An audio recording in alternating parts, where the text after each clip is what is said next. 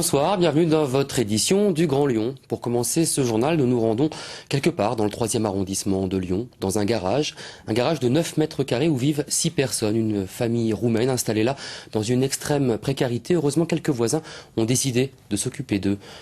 Julien Sauvadon, Carole Lefrançois. Une légère fumée s'échappe de ce garage abandonné.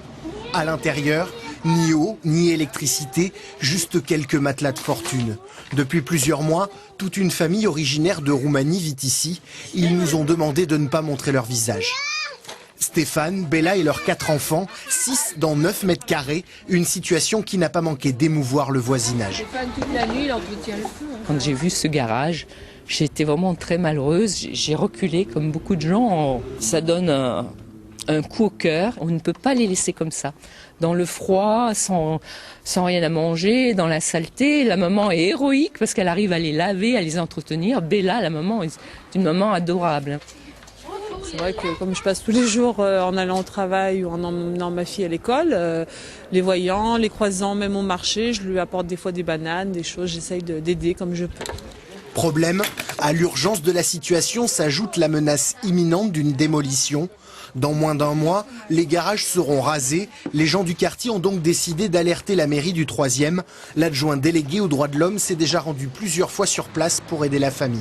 Le papa de cette famille est électricien dans le bâtiment. Ils ont bien l'intention de s'insérer dans la société française, de trouver du travail, de scolariser les enfants. Donc nous mobilisons les services de la mairie, mais nous voulons engager un dialogue avec la préfecture qui a les compétences pour cela, de façon à ce que nous trouvions une solution pérenne et digne, humaine, en termes de logement et en termes d'autorisation de travail.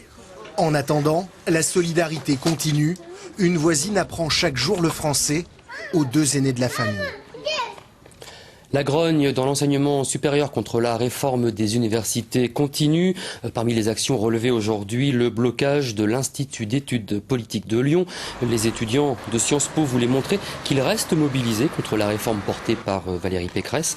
En plus des habituelles banderoles, ils ont distribué quelques tracts aux automobilistes qui circulaient sur l'avenue Berthelot. Alors comment continuer à protester contre le projet de réforme des universités tout en assurant les cours? Les enseignants-chercheurs de l'Université Lyon ont peut-être trouvé un truc. Ils ont organisé ce matin au parc de la Tête d'Or ce qu'ils appellent un cours informel en plein air. En clair, l'UFR de biologie de Lyon 1 hors les murs pour un cours de botanique. Sophie Valsecki, Sandy Goldstein. Il y a 420 millions d'années, il y a une plante qui a été découverte et qui avait un port un petit peu comme celle du cèdre que vous avez. La Tête d'Or, un décor idéal pour un cours sur les conifères. Ce prof de biologie végétale a délaissé l'amphithéâtre pour les allées du parc. Il est en grève depuis le 2 février, mais pas question pour lui de pénaliser ses étudiants. Alors il a choisi de délocaliser son cours magistral. On a décidé de s'expatrier hors des murs de l'université pour ne pas être considéré comme non gréviste, mais quand même leur donner un minimum de base de connaissances sur nos sujets disciplinaires. La majorité de ces étudiants de Lyon 1 se destinent à l'enseignement. Aujourd'hui, ils sont eux aussi en grève. Ils protestent contre la réforme de l'université qui prévoit que tous les futurs profs soient titulaires d'un master. Le nouveau cursus de formation envisagé par le gouvernement les inquiète. Il y a des réformes à faire, c'est sûr. Qu'on nous reconnaisse un bac plus 5, moi ça me dérange pas, c'est sûr. Mais qu'on garde le CAPES. Il faut qu'on se fasse voir et les manifestations ça sert plus à rien, donc on essaye de faire autrement. Donc voilà. C'est insolite, mais bon, puis en plus c'est vivant comme ça. Après ce cours de botanique original, étudiants et enseignants ont rejoint leur fac pour une assemblée générale. Une manifestation plus classique est prévue ce jeudi à Lyon. Ce soir, pour les 8e de finale de la Champions League, Lyon accueille Barcelone. Et pour l'occasion, nous vous en parlions d'ailleurs hier soir, la ville s'est mise aux couleurs barcelonaises et même à la langue catalane. Une façon de soigner l'accueil des supporters qui étaient déjà très nombreux et très visibles ce matin. L'Office du tourisme de Lyon avait donc adopté les couleurs blaugrana, on dit comme ça. Même les hôtesses d'accueil portaient le célèbre maillot. Alors ce match est très attendu à Lyon. Les supporters se demandent forcément comment leur équipe va se comporter face à une formation considérée comme l'une des meilleures du monde à l'heure actuelle. Je vous propose d'écouter avant ce match l'entraîneur lyonnais, Claude Puel, suivi immédiatement de Lionel Messi, le prodige argentin de Barcelone. C'est pas parce qu'ils ont perdu que automatiquement ils deviennent jouables également. Non, je pense que c'est simplement on joue à notre jeu, notre batou. Je pense qu'on a des arguments également à leur opposer. Et notamment d'ordre collectif, et puis on a des individualités aussi qui sont assez marquantes. Il faut oublier ce qui s'est passé samedi, notre défaite face à l'Espagnol de Barcelone. Là, nous avons une rencontre à jouer ce soir, très importante, on se concentre là-dessus, on a beaucoup d'envie, on est bien, et on sait ce qu'on a à faire. Les grands d'Espagne, principalement le Real de Madrid et Barcelone, ont des supporters un peu partout dans le monde. Ils sont organisés en club, on appelle ça des peñas. Et Lyon possède sa peña du FC Barcelone. Farid Haroud et Laure Croza ont rencontré son président samedi dernier. Ils ont passé 1 heure avec lui, 1 heure qu'il nous restitue en 60 secondes, tout de suite.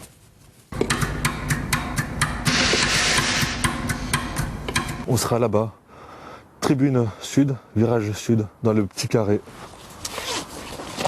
L'écharpe du Barça, le maillot du Barça, le drapeau du Barça, melon jaune offert par des amis supporters de Lyon. Et ouais. Visca Barça! Donc la Peña signifie club de supporters en catalan ou en espagnol. C'est le FC Barcelone qui décide que le club de supporters devienne une Peña officielle. Tel camp, quand j'ai reçu la lettre qui annonçait qu'on était une peña officielle, j'étais fier. Comme ça, on pouvait vraiment exister aux yeux du Barça. Même 1-0, on sera très content. On me chambre, vu que j'habite à Lyon, je n'ai rien à voir du tout avec l'Espagne. Ça vient du cœur, c'est comme ça, on aime, c'est une histoire d'amour, un coup de foudre. Un mot sur Juninho pour clore cette page football. Hier soir, le conseil municipal de Lyon a décidé de donner son nom à un stade du 3e arrondissement. Avant de se quitter, essayez donc de retrouver votre fille ou votre fils dans la foule parce que c'était carnaval aujourd'hui à Lyon. De nombreuses écoles y participaient. Nous sommes allés dans le 2e arrondissement pour un défilé de la place Carnot à la place Bellecour. Alors cherchez-le ou cherchez-la, c'est maintenant.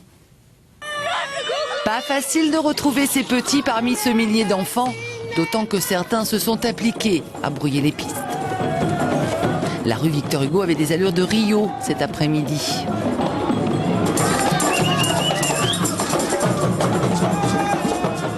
On défile les rues et on s'amuse, on chante et on danse. Et aussi, vive le carnaval! En quoi tu es déguisée, toi? En boîte aux lettres. On a décidé de faire Blanche-Neige, les 7 nains et la vilaine reine qui est derrière.